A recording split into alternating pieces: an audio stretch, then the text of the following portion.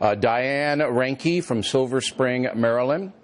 Donald Trump says he is pro-life. Please ask him to name one specific thing he would do to protect the sanctity of human life. Can you?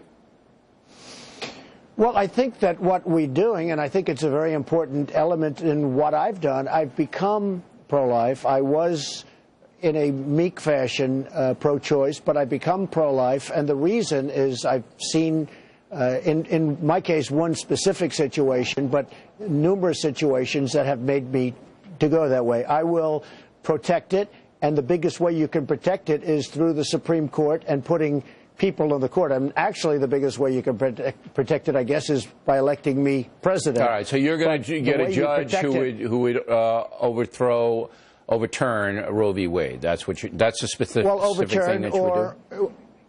Overturn. Look, I'm going to put conservative judges on. I think one of the biggest things happening in terms of this election are, it could be as many as 5 judges will be appointed over the next 4.5 years. So we're talking about 5 judges. And I think probably the most important thing one of the most important things, other than the security itself of the country, is going to be the appointment of 4 to 5 so let me just get this straight.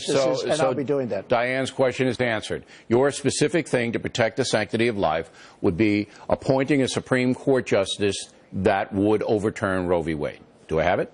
Well, they'll be pro-life, and we'll see what about overturning, but they will be, I will appoint judges that will be pro-life.